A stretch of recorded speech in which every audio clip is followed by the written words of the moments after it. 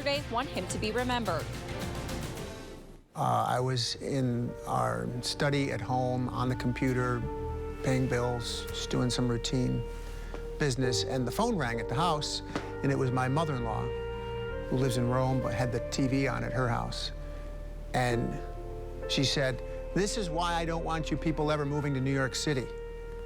Out of the blue. I'm like, "Good morning. I don't know what you're talking about."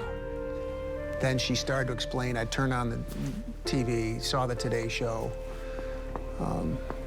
saw the first plane had been into the building, and realized this was a big deal. At the time, I was a senior at Syracuse University.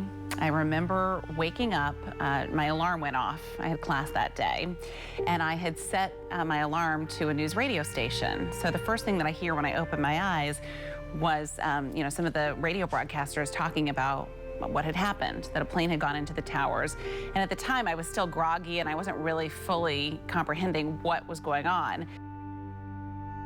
So I had gathered my things. I had a little portable TV. My wife was out walking the dog, and it was primary day. It was sunny. It was chilly out. It was a beautiful day.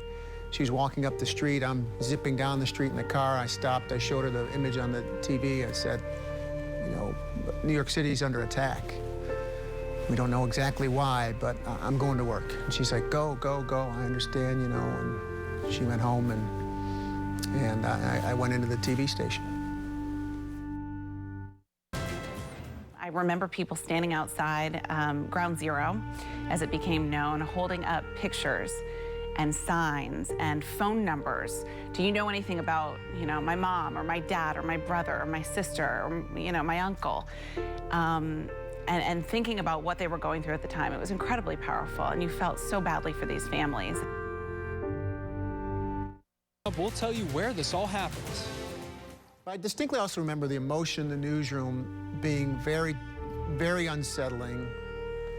Newsrooms are generally a place where, even in the gravest of moments, there's humor and dark jokes, and that's kind of how we get through that. This was not a day for that, and I can picture one of our producers, Ray Fulkerson, who was our news director here, crying, and out of concern, what's going to happen next.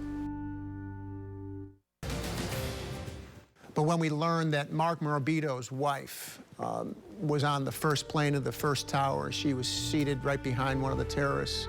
I didn't know Mark at the time, but he became a familiar face, became a friend, and he was in the same age range as me. His wife was a similar age range, and she was killed, and I remember seeing him, and finally that's the moment that really hit home, that I remember the stories playing on our monitors in our studio, and I just had to look away, like, think about something else, because that's when the tears that were kind of hidden, being held back for a couple days, they felt like they wanted to come out. I was studying broadcast journalism at the time at the Newhouse School. I knew that I wanted to become a reporter, but really I think that moment was incredibly defining for me and for my career, because I was relying on these news anchors and reporters to tell me what was going on, and I realized that the entire country really was relying on them as well. And it really solidified for me that I wanted to get into this industry, to broadcast the news, and to be one of those calming voices for people in the community.